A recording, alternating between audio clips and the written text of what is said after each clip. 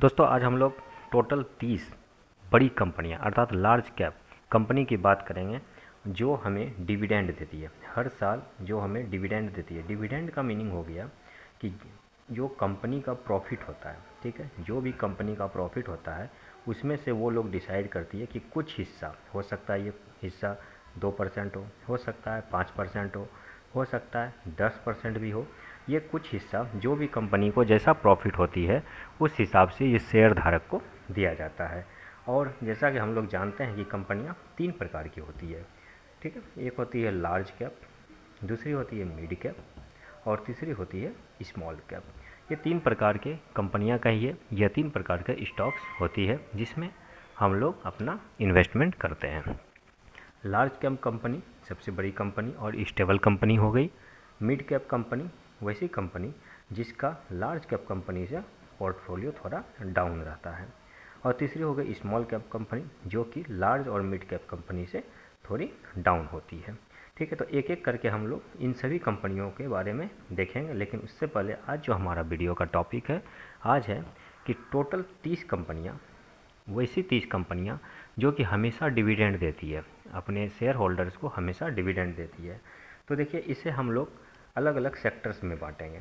अलग अलग सेक्टर्स का मतलब जैसे कुछ कंपनियां हो गई जो कि बैंकिंग सेक्टर की हो गई, कुछ हो गई आईटी की हो गई, कुछ हो गई एफएमसीजी प्रोडक्ट जैसे जो हम लोग खाते पीते हैं उन सब फूड आइटम्स की हो गई, कुछ व्हीकल्स वगैरह की हो गई। ये हर तरह की कंपनियां अलग अलग क्षेत्रों में होती है और हर क्षेत्रों में हर सेक्टर में लार्ज कैप, मिड कैप और स्मॉल कैप कंपनियां होती है।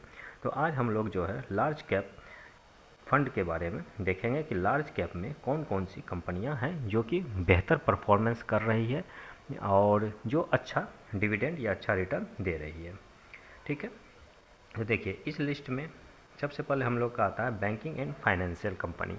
तो बैंकिंग एंड फाइनेंशियल कंपनी में कुछ ये 4-5 कंपनियां हैं जो कि अच्छा परफॉर्म कर रही है। पहला आपका एचडीएफसी बैंक, ठीक।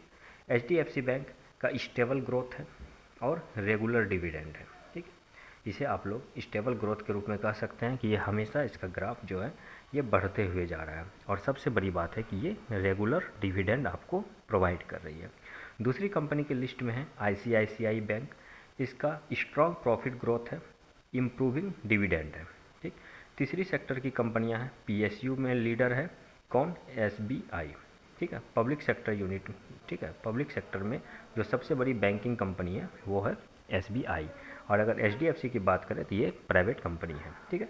इसका एसबीआई का हाई पे आउट पोटेंशियल है, ठीक। अगली जो कंपनी है वो है कोटक महिंद्रा बैंक, ठीक। इसका जो मैनेजमेंट है ये क्वालिटी मैनेजमेंट है। इसके बाद आती है एक्सिस बैंक। ये कंसिस्टेंट परफॉर्मर है, मतलब ये एक कंसिस्टेंसी के साथ अपना परफॉर्म कर रहा है। आगे इनके बारे में हम लोग और भी डिटेल्स जानेंगे। फिलहाल अभी हम लोग जो है इस कंपनी के नाम के और इनका परफॉर्मेंस कैसा है मार्केट में उसको हल्का फुल्का ओवरव्यू देख लेते हैं। दोस्तों मैं अपने बारे में बता दूं कि मैं कोई भी सेबी का रेगुलेटेड और एडवाइज़र नहीं हूँ, ठीक है। और इसलिए आप लोग अपनी जो भी इन्वेस्टमेंट करें तो प्लीज़ आपसे ये रिक्वेस्ट है कि आप लोग पूरे मार्केट के एनालिसिस करके अपना सारा चीज़ डाटा वगैरह देख के उस कंपनी का, जिस कंपनी में या जिस भी स्टॉक्स में आप लोग निवेश कर रहे हैं या करना चाहते हैं उसका पूरा पीबी रेशियो, पीई रेशियो, ये सब जो भी उसका डाटा होता है पिछले 5 साल 10 साल या जब से कंपनियाँ स्थापित हुई है पिछले कम से कम 3 साल का रिकॉर्ड आप लोग ज़रूर देखें, उसके बाद ही इन्वेस्टमेंट करें। तो ये हमारी हो गई बैंकिंग सेक्टर की कंपनी जिसमें सबसे टॉप पे आती है एचडीएफसी कंपनी, ठीक है। इसके बाद आती है पीएसयू या एनर्जी या पावर की कंपनी। दोस्तों सबसे ज़्यादा अगर डिविडेंड कोई भी देती है तो वो हमारी एनर्जी या पावर सेक्टर की कंपनी देती है, जिसमें सबसे टॉप पे नाम आता है ओएनजीसी, ठीक है। ओएनजीसी जो है वो हाई डिविडेंड पीएसयू है, अर्थात ये ज़्यादा से ज़्यादा डिविडेंड देती है। इसके बाद आए कोल इंडिया। कोल इंडिया भी हमेशा लगभग अगर इसका देखा जाए तो 5% 6% हमेशा ये डिविडेंड देती है, ये रेगुलर डिविडेंड देती है, ये भी one of the best company है। इसके बाद आती है एनटीपीसी। एनटीपीसी को तो सभी जानते हैं, नेशनल थर्मल पावर कॉरपोरेशन, ठीक है। ये भी, इनका भी स्टेबल कैश फ्लो है और ये भी रेगुलर डिविडेंड देती है। इसके बाद आती है power grid corporation. Power grid corporation का भी फिक्स इनकम सोर्स है, ठीक है। इसमें अलग टाइप के स्टॉक्स हैं, तो आप मतलब इसमें भी जा सकते हैं। इसके बाद है IOC, इंडियन ऑयल।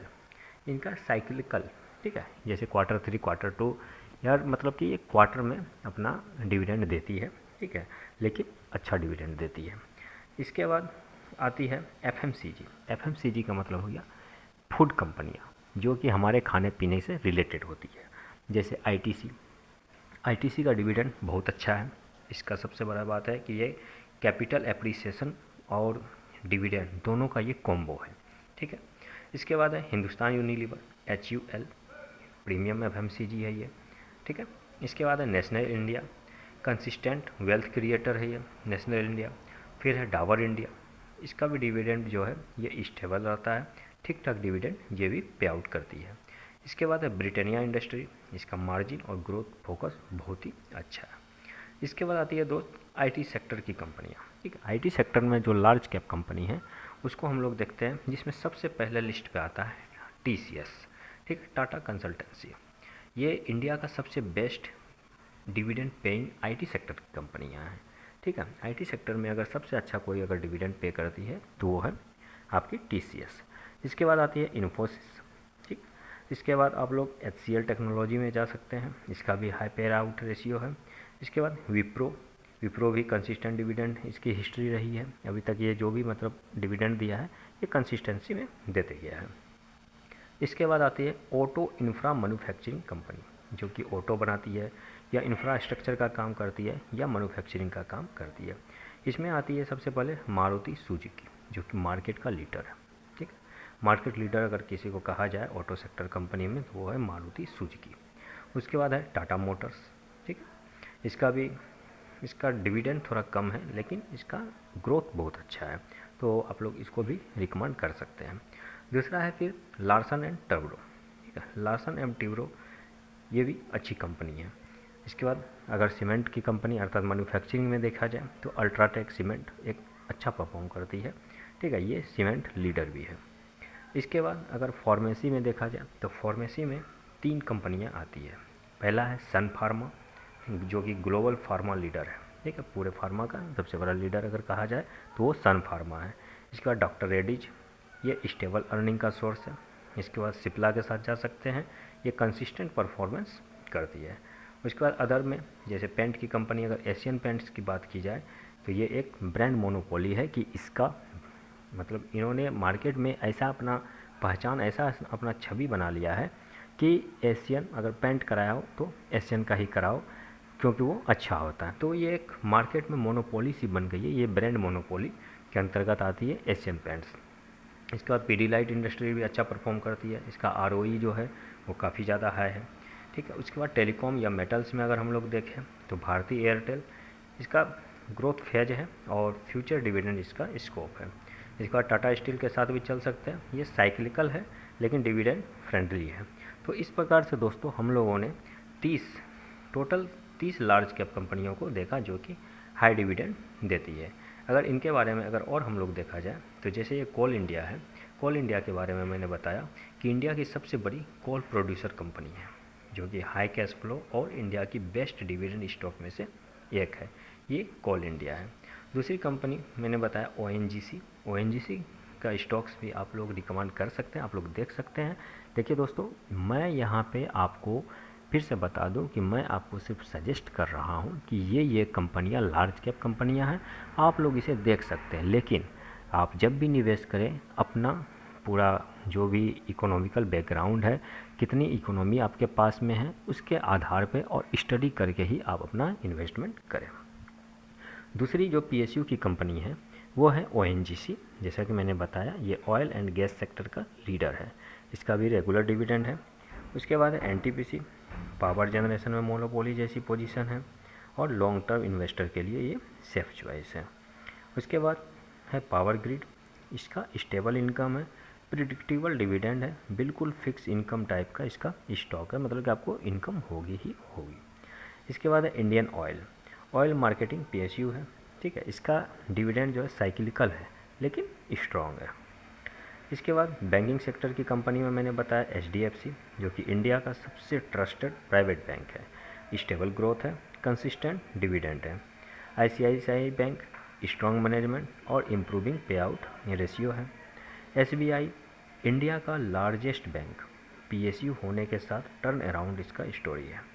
उसके बाद है Kotak Mahindra bank, quality banking लेकिन रिस्क कंट्रोल है। इसके बाद है एक्सिस बैंक, कॉरपोरेट और रिटेल दोनों में इसका ग्रोथ है। इसके बाद अगर FMCG में आ जाए तो इसमें सबसे टॉप पे आती है ITC, ठीक है। ये एक टोबैको टाइप की कंपनी है, इसे FMCG में डिविडेंड का किंग कहा जाता है, ठीक है।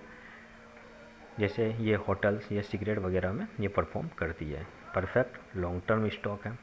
इसके बाद HUL अर्थात Hindustan Unilever, daily use product जैसे कॉलगेट हो गया या और भी अदर प्रोडक्ट हो गया, वो सब टाइप का इनका बिजनेस है, ठीक है। उसके बाद है नेस्ले इंडिया, प्रीमियम FMCG, ठीक है, FMCG प्रीमियम टाइप का जैसे, और स्लो है लेकिन कंसिस्टेंट वेल्थ क्रिएटर है। डाबर इंडिया, ये आयुर्वेद से रिलेटेड है, जैसे डाबर च्यवनप्राश या डाबर के और भी बहुत सारी प्रोडक्ट आती है, ठीक है। ये आयुर्वेद और FMCG दोनों का ये कॉम्बिनेशन है। इसका भी डिविडेंड हिस्ट्री स्टेबल है। ब्रिटानिया, ये बिस्किट और बेकरी में स्ट्रॉन्ग है। उसके बाद आती है IT डिविडेंड चैम्पियंस, अर्थात IT सेक्टर की टॉप लार्ज कंपनियाँ। इसमें TCS टाटा कंसल्टेंसी सबसे बड़ी IT कंपनी है जो कि ज़्यादा से ज़्यादा डिविडेंड देती है। इसके बाद है इन्फोसिस, इनका अगर बैलेंस शीट देखा जाए तो ये स्ट्रॉन्ग है और ये मतलब फ्रेंडली है, शेयर होल्डर्स के साथ ये फ्रेंडली है। HCL टेक, इसका पे आउट रेशियो हाई है, ठीक है, इसके लिए ये बहुत ही फेमस है। विप्रो स्टेबल IT गेंट है, रेगुलर डिविडेंड पेयर है। इसके बाद ग्रोथ और डिविडेंड दोनों का कॉम्बो को अगर देखा जाए तो ये इसमें आती है मारुति सुजुकी नंबर 1 पे ऑटो सेक्टर की कंपनी में। ये पैसेंजर कार सेगमेंट का ये किंग है। इसके बाद L&T इंफ्रा, डिफेंस और कंस्ट्रक्शन में ये लीडर है। इसके बाद आती है अल्ट्राटेक सीमेंट, सीमेंट इंडस्ट्री का नंबर 1 प्लेयर है ये अल्ट्राटेक सीमेंट। इसके बाद है एशियन पेंट, ब्रांड मोनोपोली है इसका, हाई ROE बिजनेस है। पीडीलाइट इंडस्ट्री, फेविकॉल का ब्रांड पावर है पीडीलाइट, ठीक है। इसके बाद फार्मा इंडस्ट्री में जैसा मैंने बताया कि सन फार्मा, डॉक्टर रेड्डी और सिप्ला, ये तीनों अच्छी कंपनियां हैं, ठीक है। इनका जो है ये डिफेंसिव सेक्टर की कंपनी हो गई, ये फार्मा सेक्टर का डिफेंसिव है ये, और ये कंपनियां डिविडेंड भी देती है। इसके बाद अगर टेलीकॉम कंपनी में कहा जाए तो भारती एयरटेल ग्रोथ फेज में है, फ्यूचर में डिविडेंड इसका पोटेंशियल हो सकता है। टाटा स्टील मेटल के क्षेत्र में साइक्लिकल स्टॉक गुड है, ठीक है, इनका स्ट्रॉन्ग डिविडेंड है। उसके बाद है Reliance industry, retail, telecom, energy सब कुछ एक ही कंपनी में है। तो इस प्रकार से हम लोगों ने यहाँ पे टोटल 30 स्टॉक्स को देखा जो कि लार्ज कैप कंपनी है, जो कि हाई डिविडेंड देती है। देखिए दोस्तों, एक्चुअली में कंपनियाँ, लार्ज कैप कंपनियाँ बहुत सी है, लेकिन बहुत का क्या है कि पोटेंशियल ग्रोथ है लेकिन वो डिविडेंड पे नहीं करती है। कुछ है कि हाई डिविडेंड पे करती है लेकिन उसका ग्रोथ नहीं है। तो यहाँ पे जो मैंने ये 30 कंपनियों की लिस्ट बताया, इसे आप लोग दोनों का कॉम्बो कह सकते हैं कि इसका पोटेंशियल ग्रोथ भी अच्छा है और साथ ही साथ ये हाई डिविडेंड पे आउट भी करती है, ठीक है। तो यहाँ पे ये total 30 large cap dividend fund या लार्ज कैप स्टॉक हो गए, टोटल 30 के 30। इसका अगर आप लोग कहें तो मैं PDF अपने डिस्क्रिप्शन में डाल दूंगा, आप लोग वहाँ से PDF डाउनलोड करके इन सभी कंपनियों का पूरा हिस्ट्री, पूरा एनालिसिस करके आप लोग एनालिसिस कर सकते हैं। चाहे तो आप लोग टिकरटेप पे जाकर एनालिसिस करिए, या मनी कंट्रोल वेबसाइट पे कीजिए, या निफ्टी के वेबसाइट पे कीजिए, या ग्रो वगैरह बहुत सी ऐसी ब्रोकरेज कंपनियां हैं जिसमें आप लोग इनका एनालिसिस कर सकते हैं। इनका एनालिसिस कीजिए, इनका PE रेशियो, PB रेशियो, सारा चीज़ एनालिसिस कीजिए। उसके बाद ही जो आपको कंपनी अच्छी लगे, जिसमें कि आपको हाई पोटेंशियल ग्रोथ और साथ ही साथ डिविडेंड दोनों दिखे, तो आप लोग इनमें से किसी के साथ भी जा सकते हैं। All the best. और आप लोग ज़रूर बताइए कि इनमें से आपके पास कौन सा शेयर है, किस कंपनी का शेयर है, ठीक है। और इसके बाद मैं इन सभी जितनी भी कंपनियों के बारे में मैंने बताया, इनकी डिटेल्स वीडियो अभी बनाऊंगा और आप लोग उसे भी ज़रूर देखें। Thank you. अगर आप लोगों को ये वीडियो अगर इन्फॉर्मेटिव लगी तो आप लोग ज़रूर इसे लाइक करें, इससे हमें मोटिवेशन मिलता है, हमें और भी आगे वीडियो बनाने की राह मिलती है। ओके, जय हिंद।